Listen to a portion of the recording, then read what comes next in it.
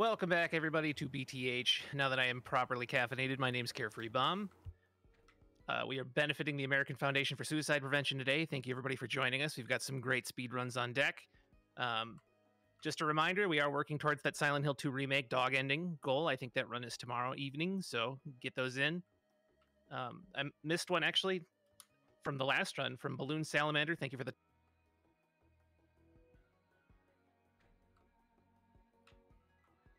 Also, Spacey with the 10 for the Sword Kids, as promised. Thank you very much for that. But coming up next here, we've got j0kerr with Nightmare Kart with the Refuse ending, and joined on commentary by RUBIEHART. So take it away. Hey, thank you so much. As Carefree Bomb said, my name is j0kerr, and this is Nightmare Kart. And as also mentioned, I'm joined by one of my closest friends here who they have never seen the game before. So I'm very excited to show them. But one of my closest friends, RUBIEHART. Ruby, are you excited?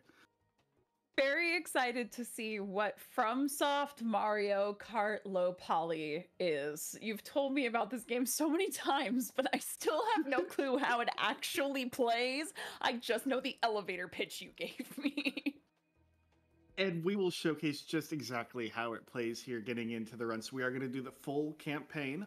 We're going to actually... Eyeballs are characters. Oh boy, that's fun. Yes, great. those are the Dream Watchers, and I'll explain them here as we get on into the game. We're going to actually load up a pre-saved file simply because our speedruns do start from the continue button on the first track. So we skip about a minute and change of setting up the file and skipping the prequel. So we're going to go ahead and load up the BTH slot here. It is a brand new save. You can see 0 matches played. You always start with 1 insight. So we're going to go ahead and load that up there. And we are just about ready. We're going to start up on Pocket Dream Circuit. So time will start as soon as I hit continue here. So if everyone's ready, we're going to go in 3, 2, 1, and go.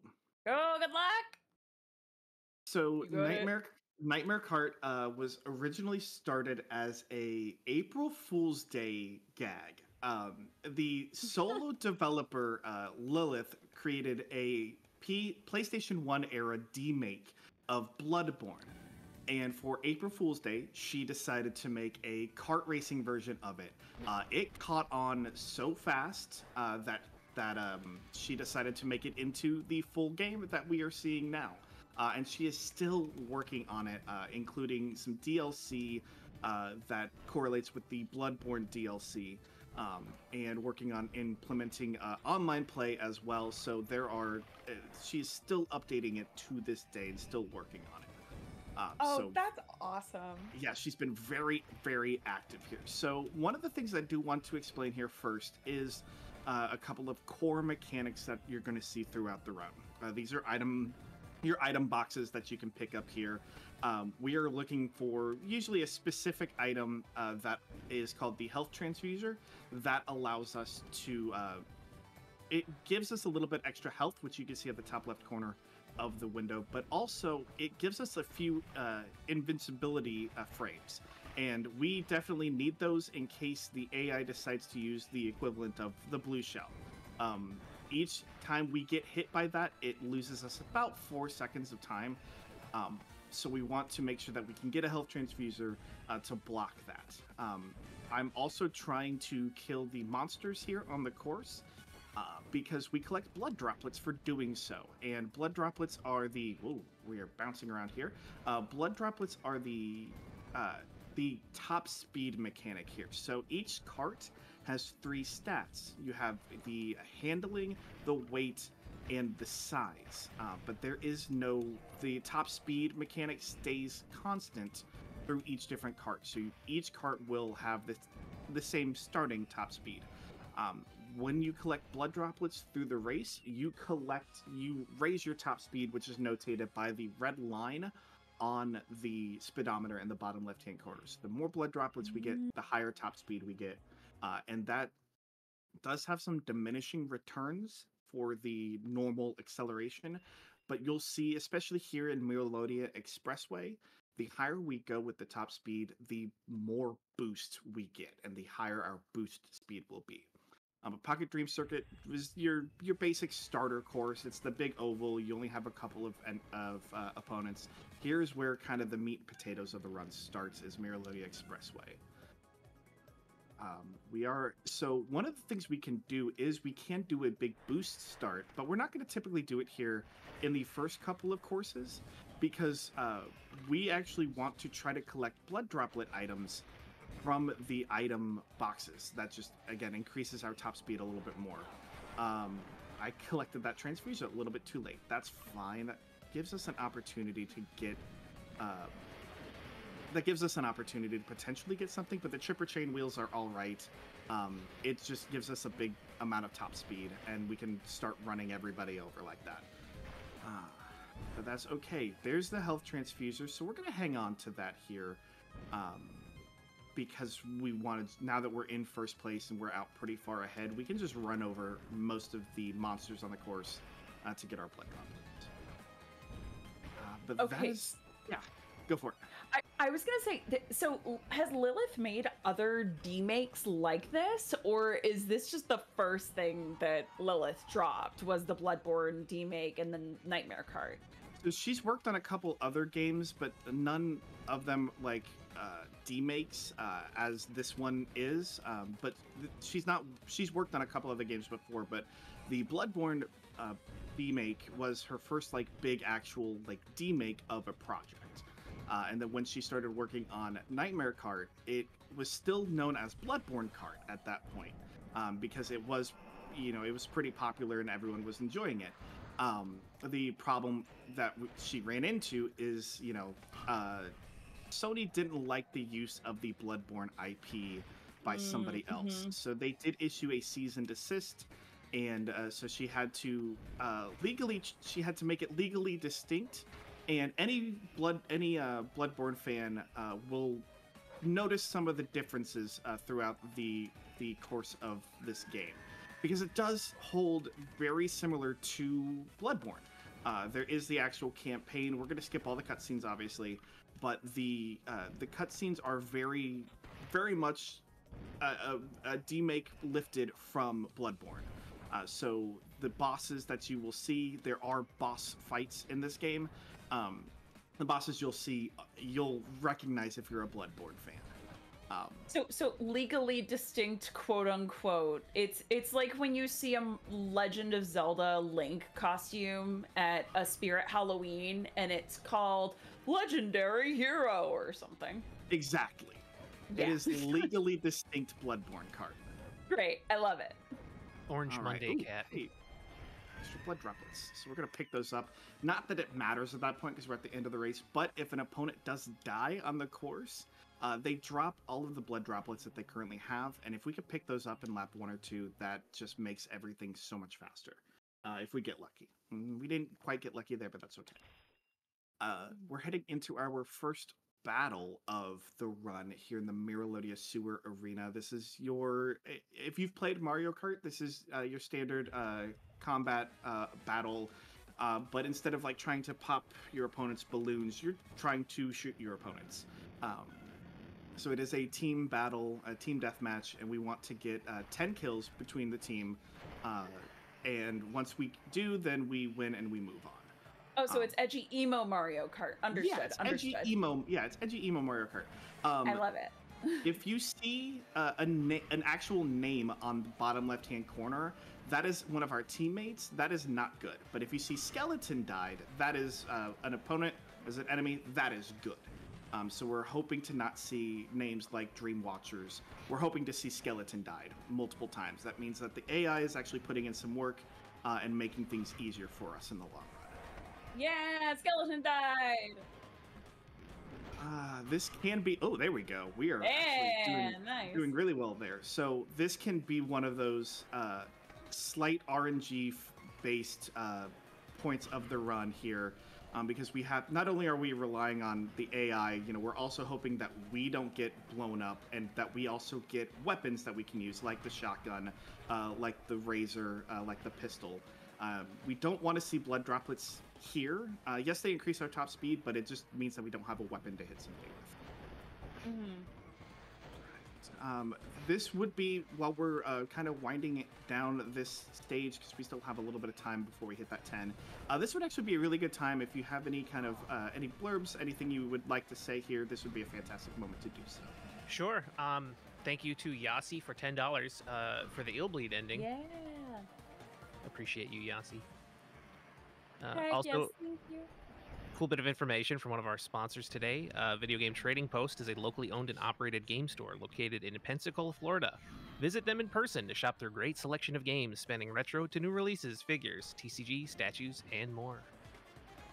Nice. We love retro game stores. As someone did mention in the chat that I did forget to mention, all the cutscenes are fully voice acted as well. So it's, I definitely recommend taking a look at those because there was a lot of really good work put in here. Unfortunately, we're going into sudden death because, like I said, this could be a really major RNG portion of the run. If the AI decides that it actually wants to play, it can be really dicey if the computer wants to be aggressive. So we need to make sure that we are sitting at 10. There we go. No! So, okay, we escaped. We didn't have to redo it. That's good. That's Joker, what are we gonna do without Herman? We'll live. No. Okay. But here we are going into our first boss fight of the run, and like I said, for any Bloodborne knowers, any Bloodborne fans in the chat, this is Father Gregory. This is the first of 3 major boss fights in the run.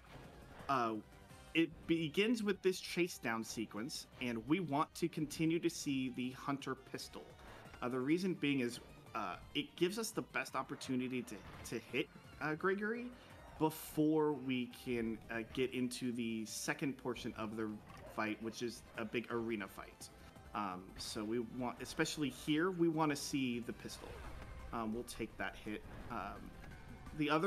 One of the other things I did not mention was the Aether Vials, the blue vials there up on the top left-hand corner. That's how we can control our own boost, which we can have a boost button that we can use. So we got a decent chunk of damage here on him. We are actually going to make our first little deviation of the run and pick up the Moon Shard.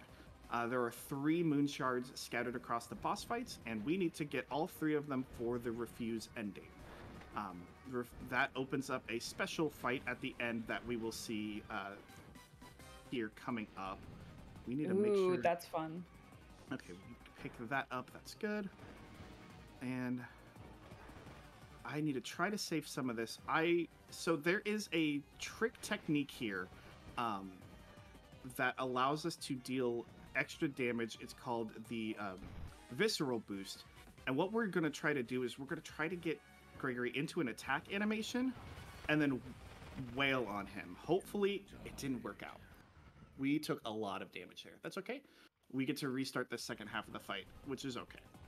But the Visceral Boost just allows us to do a lot of damage to him, but it triggers much like a parry would in Bloodborne. So we have to hit him while he's in an attack animation. It can be a little bit tricky to do, but that's if we can get it, that actually does save quite a bit of time because we can negate this portion of his of the fight. All right. Yeah, we took a lot of damage from his Gatling gun that first time around, but here we can just wail on him. We almost hit him and almost triggered the Visceral Boost, but we still got him this time, so we're all good. And that's the first boss fight down. We still have the Moon Shard from the first time around. It does save it if you have to restart a boss fight, so no worries there. We'll have the three Moon Shards to trigger the final boss. But now we're moving on to another race here. This is the Forbidden Forest. It's probably my favorite overall track, especially because of the music. Just take a listen to the music as we get into it and look at the aesthetics of this course. You'll notice that there is a massive difference in the two.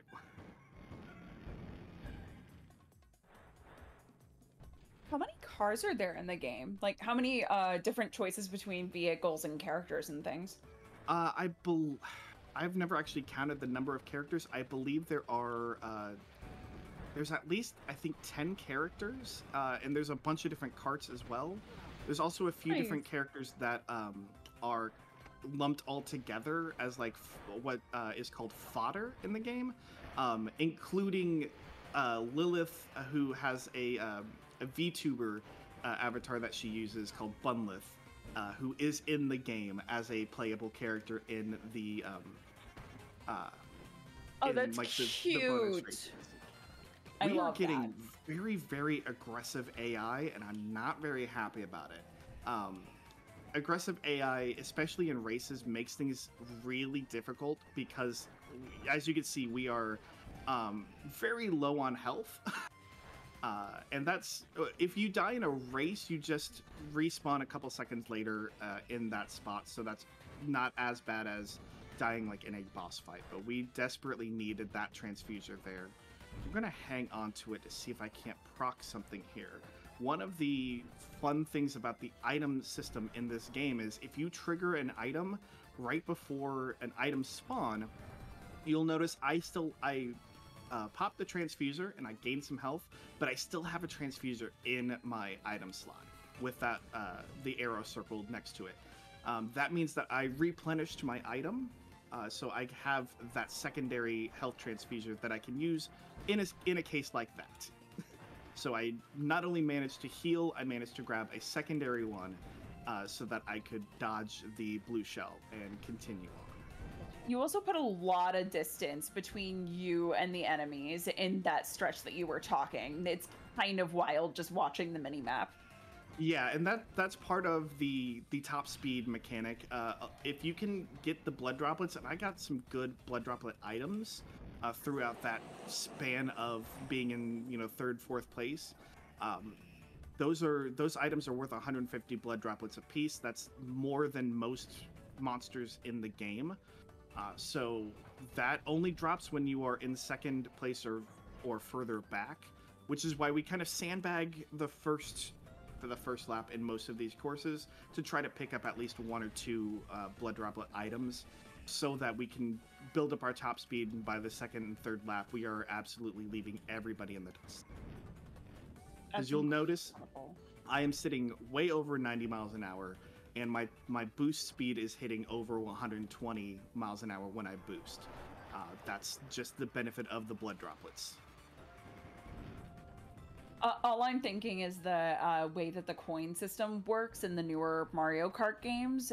I really, really like that mechanic. That's really cool. Yeah, it is very, very similar to the coins, the Wumpa fruit in CTR, the bananas in Diddy Kong Racing. Lilith took a lot of inspiration from modern Mario Kart and from Crash Team Racing. Yeah. Oh, yeah. You can definitely see that.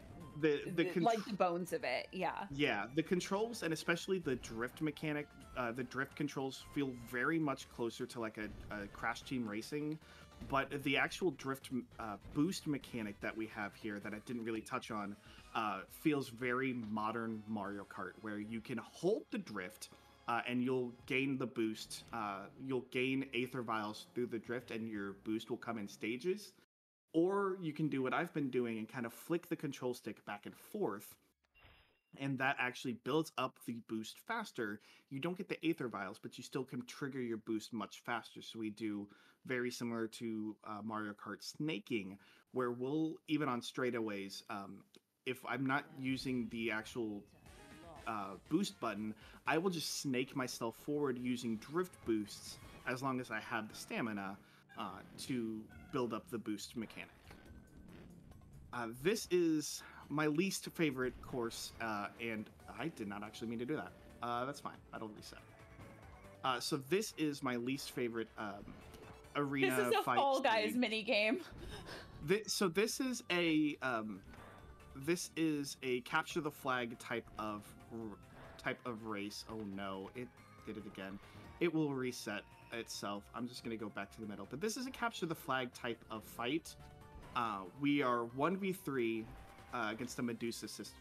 Can I stop doing that, please? All right. But this features my favorite glitch mechanic in the game. So the insight is the flag. That's what we need to capture. We need to do it 5 times in order to win this event.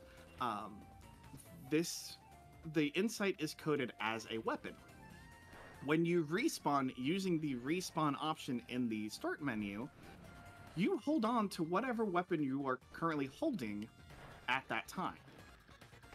So we just grab and respawn with the insight, and we respawn right back at our base, as you can see. Now That's cool. The one downside of doing this so aggressively here is because the AI will get very aggressive and will follow us around. And as they follow us around, they will try to shoot us. And if we get hit by something, we drop the insight. So it's coming up, it can get a little bit sketchy because the AI will start to swarm us. As you can see, all 3 of the Medusa sisters are pretty much on our side of the map, and we don't want that. So I'm going to take a little bit of safety time here to make sure that I don't die, and that I can go ahead and drop this off. Should be good to go here. Pretty decent. Yep. Yes. That 60 was 60 seconds. You're doing great. That was a very clean fight. No deaths, which I really appreciate, and we made it out relatively unscathed, and we got the moon shard. That fight is very, very rough, but making it through without dying at all, and without the AI scoring that's a massive win in my book. Heck yes. And now we're moving to the Great Clock Tower, and this is probably my favorite aesthetic course because this opening that's pretty. This opening sequence of driving into the clock is fantastic. The rest of the course is really nice, but it's all uphill, and because it's uphill, we actually do lose some speed as we're going up the hill. So I don't like it because it can get slow, but it is very fun to drive because of that clock mechanic. Otherwise, we are just going to continue to shoot the enemies here and build up some blood droplets, and try to see if we can't get a health transfusion since we're so far ahead. There's a big jump here, and this jump here. And if we get hit while we're on the jump, we will drop right back down to the bottom floor. I've lost runs multiple times because of that. So the health transfusions are very, very important on this course, specifically because if we get hit there, it's over. We may have to restart, depending on how far ahead we are of everyone else. I love that this game was like, well, it's Bloodborne based, so we can't have Rainbow Road. What's close to that? Stairs, just a million stairs. And this isn't even. We got the health transfusion. Good. This isn't even the final course. The final course is very has a design feel like it could be a Rainbow Road, but that's fun. In my splits, thanks to I originally called it Rainbow Road at Home, just because that was funny for me. One of my good friends, Acadial, during a previous speedrun exhibition I did, he came up with the name Painbow Road, and it stuck. So it lives on in my splits as Painbow Road because it can be a massive pain. Genuinely love everything about that. That's so good. Otherwise, we're gonna finish up this last lap. It's gonna be a little bit long. Once again, if you've got any kind of blurbs, anything you'd want to read, this is another fantastic time to do it. Just a reminder, we have some excellent prizes today. There's a Sonic Adventure statue from First Four Figures for $30 donation. There's some awesome Breaking the Habit wristbands and pin sets available. A copy of Silent Hill. And a Legend of Zelda Switch OLED bundle. Fantastic prize. I've been getting myself into the Breaking the Habit mood. I was listening to the new singles most of the day.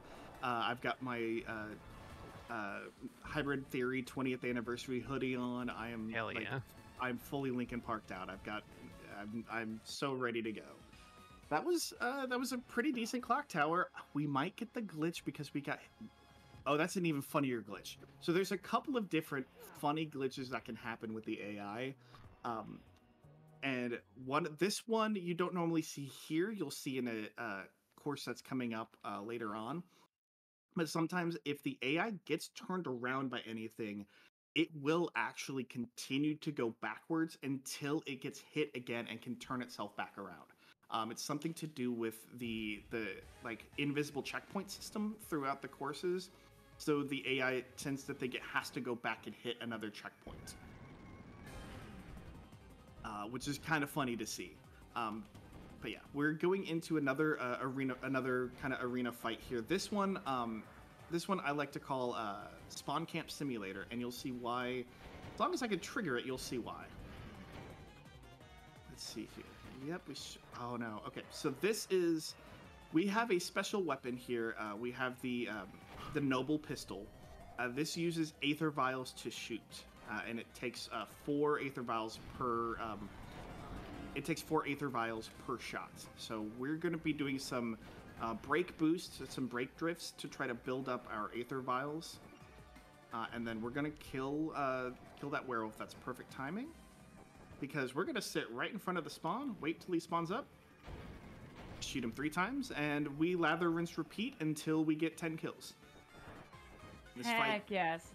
This fight goes by pretty quickly as long as we can get at least one of them dead. If we can get 2 like this, that makes it go even faster because we kill one, the other one shows up, and then we just continue to go around. There is a point, though, if we're too close or we're staring at the opponent, the enemy, as they are spawning, we can actually not get the target to spawn on them. We have to have that little white dot to show that we're targeting them with our weapon.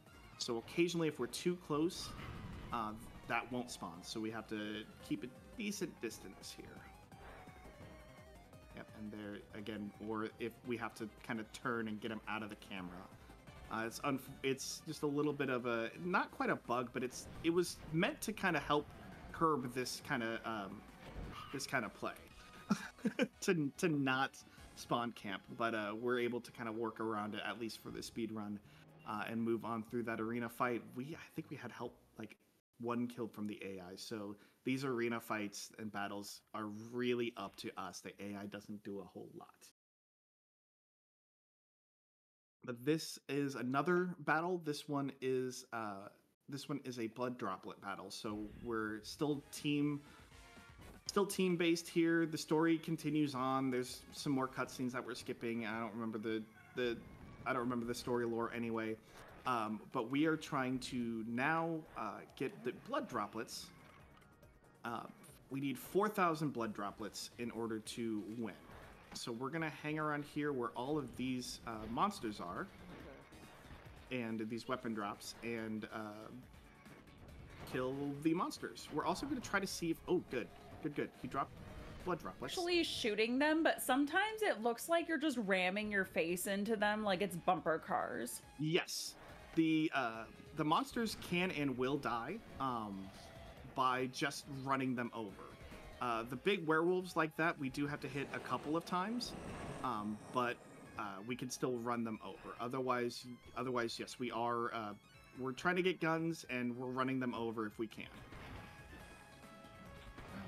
Otherwise, we're just trying to see if we can get some help from the AI. If I can kill an enemy racer, that would actually be really nice, because then I can try to pick up their blood droplets. He didn't have any. That's rude. But we're trying to get to 4,000, and I think we'll be okay here. Yep, there we go. AI picked some up there, and we're off to, this is my second favorite course, because you'll see, and this is where that reverse AI glitch can come in, because if they drop, there's another long jump here, and if they get hit and they drop, their checkpoint system gets a little bit messed up, and so they start going backwards. And it's funny to see, but it's also, this is a very, very small course. and it can get really dangerous really quick if they've got any items on them. Did not like running into him there, but that's okay. We are going to just pick this up. But yes, this is the Outsider's Mansion, and it is a very, very tight course. That's it? Yeah, this is like baby, or God, what is it called? This is baby park at home. Baby park, thank you. Oh, we actually wanted to keep that, but that's okay.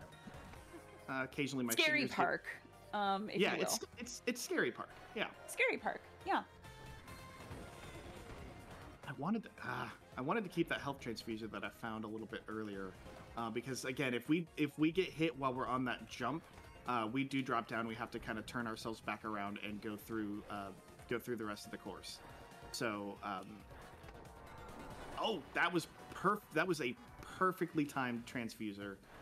I picked it up right as I was about to get hit by the blue shell. So actually able to save that there. Now we've got this one. We are all good. This one is the other course or the only course that is longer than 3 laps in the campaign. It is 6 laps, and it's because the course is so short.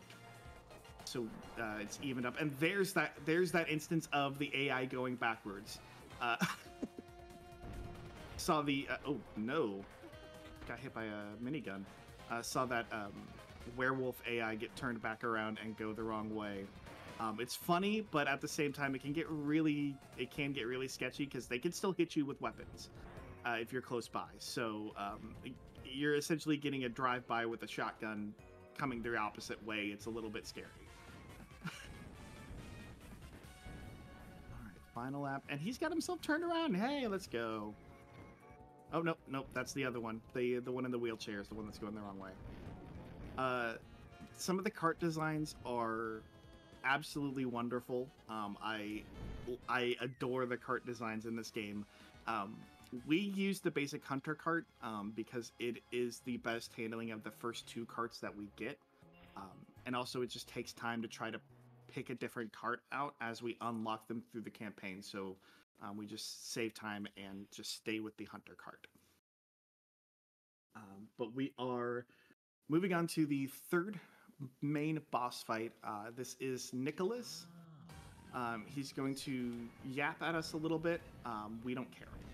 But we do need to trap him in order to fight him. So from what I've heard from friends who have played Bloodborne and like it, this is a very, very close close replication or duplication of the actual fight in Bloodborne. And the boss's name isn't Nicholas, but I don't remember what his name is.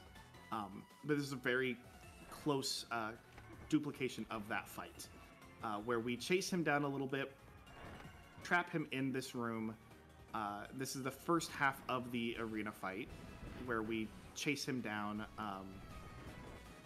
His AI is a little bit bugged out, where he will come run at us depending on what weapon he has. But he will never actually hit us. So we just kind of have a free boss fight here. At least in this first portion of the run, of the fight. There are 3 stages in this fight. There is a slight skip for the 3rd phase where it allows us to take him down to a certain amount of HP and then trigger a visceral boost to get that last bit of damage and take him down even further. It's very difficult to get because he's not actively attacking. The other way that we can spawn the visceral boost is to catch him in a drift, catch him as he's drifting and hit him with a weapon. But because of the cart he's using a bird cage. That is an actual cart that you can unlock, is the bird cage that's on top of his head. It's not very easy to see if he's drifting. So we have to just get very lucky that he's coming off of a jump and drifting towards us. It's hard to set up, but if we can get it, we do save a bunch of time. And if not, that's all right. Hi, I'm back from the land of having spilled the soda on the commentary couch. I hope the run has been going well. You're fine. You're doing great. Keep kicking butt. Let's see if... Okay. So I got him down a decent amount. Let's see if I can get a shotgun and set up that set up that drift mechanic kill? I don't know. No. Didn't get him, but that's okay. We're on to the third phase. Actually, I did do a chunk of damage there. That is way lower than he should be, so looking good here. But we're on to the third phase of this Nicholas fight. It is a combination chase down and actual fight. We have to follow these portals, and we have to make sure that we're going through the right portals in order to follow him up. Because if we take the wrong portal, we respawn at the very beginning, we lose him, and then we have to restart the entire boss fight. So we want to make sure that we're doing the right ones. This is a scary jump because if you do this trick boost, if you do the trick boost in midair to build up your Aether Vials and you miss that teleporter, you fall off, drop into the abyss, and you get to restart the entire fight. So that could be a very, very scary blind drop. Yeah, no, sounds like it, but it's a dope drop. Got him. Oh, that was a really good fight. Very nice. Heck yeah.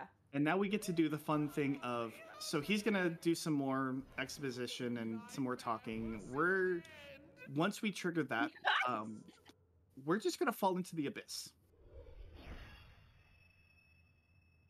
Because we've triggered the final boss, we've triggered the final bit and his speech, and instead of making a kill plane in the background, Lilith just let it go pretty much endlessly in order to prevent any kind of soft locks that could happen if the kill plane was triggered during that final bit or during his speech. So it cuts off the kill planes. And so we can just fall endlessly into the abyss. It just makes it so that we don't soft lock there at the end. Now this is Rainbow Road. Yeah. And you'll see why, because it's a combination uphill, downhill, and as mentioned earlier, the uphills do make things a lot slower. So it could be a little bit tricky, but again, we're gonna kind of quote-unquote sandbag. We're going to stay in the back, see if we can't get any creatures here at the end. Otherwise, we're just trying to pick up items and get the blood droplets so that we can just pick up some blood droplets and continue on. That was a little bit of a lag, but that's okay. A little visceral boost there. Can I say, A, you're kicking butt. B, you talked about, and he's gonna give the villain monologue, and I expected a really horrifying voice, and he was just like, oh yeah! It's like, immediately set the expectations for this game being hilarious. I love it. Oh yeah, the voice acting in this game is fantastic. Obviously they didn't use, the same voice crew that was used in, wow, okay. Rainbow Road living up to its name. That's okay. It spawned us right by the blood droplets that I already had, so we at least keep that. This also gives us the opportunity to potentially find the blood droplet items, which can help us out, or at least give us a little bit of a more opportunity to kill some creatures and kill some monsters and get some more blood droplets that way. Because once we can get back up to the group, we'll use that. That gives us a good boost, a good speed boost. Yeah, the chipper chain wheels do increase your speed by quite a lot. We'll throw out the blue shell. That will help us out a lot. And yeah, as you can see, the AI very, very aggressive. If they have items and there's somebody around to use them, they will use them. So that's why if somebody picks up the Galaxy's End, which is the blue shell, and there are enemies around, they will use it. So that's why it can get a little bit sketchy, depending on just how tight the AI is between each other. You got it. All right, back up. We should be good and golden to continue on. We just have to catch up. No, I'm getting ganked by cat. No. Oh, hey, nice. Your living cat. Yes, my adorable cat Minnie, pawing at me with her claws as she always does. Hi, Minnie. Which she wants attention. Cat percent should be available for every video game for speedrunners who have cats and have to speedrun while they are being pawed at. I think it should be a requirement. The fun part is we actually have I do a special category in this that I like to call category. There's a special category that I like to run called Hoggers Percent. And this was the name was come up with by my friend Angel, and he kind of helped.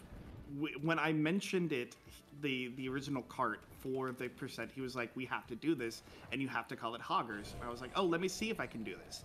So the worst Kart in the game is called the Giant Boar. You pick it up, you unlock it after beating the Medusa sisters, that second boss fight. It has the worst handling, the highest size, and the highest weight. It is a beast to try to control. It is very, very difficult, but it is feasible, and I have beaten the game I have beaten every level, including the final boss that we will see here in a little bit, using the Giant Boar. So I like to do Hoggers Percent runs occasionally, where I'll just play through with the Giant Boar. It became enough of a meme in the community, and Lilith picked up on it. There is a achievement for honking 100 times while riding the Giant Boar, and it is called Hoggers. And she named it after the Hoggers Percent run, and I had the hand in naming Hoggers, so I kind of influenced an achievement in this game, and I love it. This is freaking amazing. We are on to the final fight here. You're noticing I'm not using the boost start. If you miss the boost start, you actually lose a lot of health because your cart kind of explodes on you. So we don't want to do that. So we just try to make sure that we don't. But this is a last person standing fight, essentially. So we've actually taken quite a bit of damage. We got hit by a shotgun early on, and the shotguns do a lot of damage. So we're going to try to play it a little bit safe. We're going to avoid the skeletons. Up on the top of these hills, there are some skeletons wandering about. One of them has a rifle. If you get too close, it will hit you, and it will do a lot of damage. So we're going to avoid all of that as much as we can, while we're, picking up a double kill and trying to stay alive at least until the health pickups spawn. And we're going to let everybody else try to take each other out as much as we can. Since we're in final fight, should we do final announcements if there are any? This actually would be a good time for any kind of last minute announcements before we head into the final boss. Yeah. Looks like we're all good on the dono front, but make sure to get those in. Heck Just a yes. reminder that we are here today for the American Foundation for Suicide Prevention. It's a very excellent cause. Appreciate everybody who's been here running tonight. Reminder, we have a whole other day tomorrow. Plenty of goals to hit yet for the Illbleed ending. Silent Hill 2 remake. It's cutting out again, isn't it? No. I was laughing at j0kerr while you're reading this, going back and forth, hitting everyone while the others are clearly going around the course. Sorry. I was laughing at the run, not you. There we go. We made it through. Whew. That fight can get a little bit sketchy if you get hit early on, and we have to wait until I think 8 minutes left in the fight before the health pickups spawn. We need to make sure we hit refuse here. If we hit submit life, it ends, and that's a completely different category. So we are going into the final boss fight. You can only trigger this if you have all 40. If you have all 40 insight, so essentially finishing first place and beating the times on the boss fights, as well as having all 3 of the moon shards. Give me just a few moments. This is going to take a little bit of serious time, a little bit of focus time, so that I can make sure I'm doing this platforming section correct. Okay, so while you do that, I'm just gonna ask the question that I think everyone should be asking, which is he okay? Because his body sure is wobbly and has a lot of questions about its general existence. Like, I'm so confused by it being set on vibrate mode forever. Goals. Yeah, do you think someone just like put a million cell phones inside of it? I'm The old brick Nokias. Or maybe he has like, oh, maybe it's like a car with a heated seat and a massage. Oh wait, no, now I want one. Okay. Okay, Ooh. I'm agreeing with you. Goals. We made it through the platforming section. And we've made new a headcanon that we want whatever massager that man has. All right, so this is going to be a little bit of a flashing lights warning and a lot of spinning. So if you get dizzy quickly, you might just want to be careful here. But we are essentially doing this over and over. We're doing a break boost while we're hopping to build up our Aether Vials. And we are using the 5 Aether Vial attack to launch ourselves forward and build up a ranged attack while we're continuing to hop around. Now so we got the first phase of the actual arena fight. Now there is a secondary mini boss that we have to get to a certain HP threshold before Miralodia decides to share her existence with us. And we are just going to continue to do that over and over until she comes down. Oh no! I think that was the first time I've ever died in this fight. At this Oh portion. no! It's okay. Round 2. Round 2. Yep, we get a round 2. The insight. Now that we've triggered the fight, it's okay. But that is that's Joker saying the line. That's never happened before. It's okay. Right. The game really just wanted us to analyze more about this wobbly boy. I think what happened is just the animation, the body and the animation, because it's at such a long distance, and because of how we're moving, it's just not it's not sitting itself properly. So that's why it's shaking around so much. But yes, this platforming section is unlike anything that you've ever seen in a kart racing game. We're using the melee attack to launch ourselves forward. Oh no, okay, good, we're good.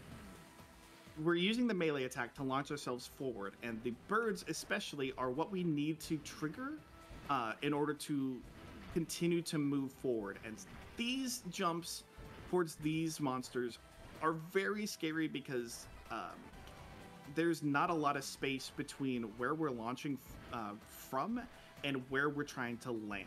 So if we mistime that, we just fall down. And as you saw, even with that bird, I mistimed one and almost missed that bird and fell. So it can be very, very scary. But we made it through. We're doing okay. We get to see the back half we get to see the portion of the fight again. We're gonna rip through Miralodia here. Wait till she gets. Yep. So it's tricky because we want to continue to hop around and throw these beam attacks at her, but once we hit her once, typically her targeting goes away. So we need to make sure that we're continuously trying to hit, but also like timing it well that we can actually hit her. Make sure I'm not getting hit by the sniper, because I think that's actually what caused me a lot of damage. That and getting landed on by Miralodia. That what cost me a lot of damage there.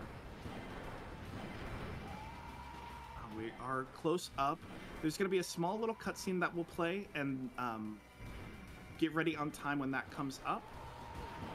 Time is coming up here as soon as I hit the last hit. Time. Let's go, Joker. GG. GG. That is Nightmare Kart. That is the final boss. That Miralodia fight casually is actually a little bit tricky because it's that arena fight. She continues to swoop down in and out. but being able to jump around and use that use the sword's powered up attack makes it so much faster. This game is free, by the way, and she is continuing to update it, adding DLC, adding online play. So there's going to be like the DLC from Bloodborne, so more carts, more enemies, and more characters to use, more tracks, and it will all be free as well. Lilith is also still very communicative with the community, working with everybody to continue to update the game and taking in patch notes and everything. So very active developer. She's done a fantastic job on this. But yeah, that is Nightmare Kart. Yeah. Oh, that was so much fun. Ruby, before we go, if anyone wants to hang out with you, where can they find you? Sure. Yeah, so I do a bunch of work with Games Done Quick. I am a actor, streamer, and speedrunner. I am at twitch.tv/RUBIEHART. I do a bunch of like big boss games and chaotic multiplayer games for my speedruns and randos. So if that and a bunch of musical references are your jam, then come find me. Please do. They are a fantastic person. I love them to death, and they do a lot of fun stuff. You can find me on Twitch, just j0kerr. I'm also on Blue Sky, j0kerr.bsky.social or whatever it is. And if you want to watch more Nightmare Kart, I'm running again tonight for Preventathon. It'll be about like 5 or 6 hours from now because marathon timing and everything. But if you want to watch it again, I'm doing it later on as well.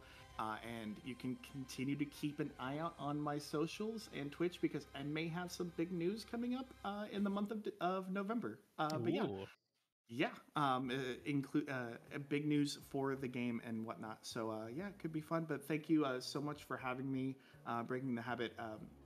Obviously, Linkin Park is a very big influence on my life, and making sure that we are raising money for the American Foundation for Suicide Prevention is also really close organization to my heart because of my personal history and then family and friends as well. So everything that we can do to help out with suicide prevention is something that is very, very near and dear to my heart. So very, very appreciative of being able to be here and showcase my favorite game of 2024 and probably one of my top 5 favorite games of all time, just because of the love, the care, and how much fun it is to play.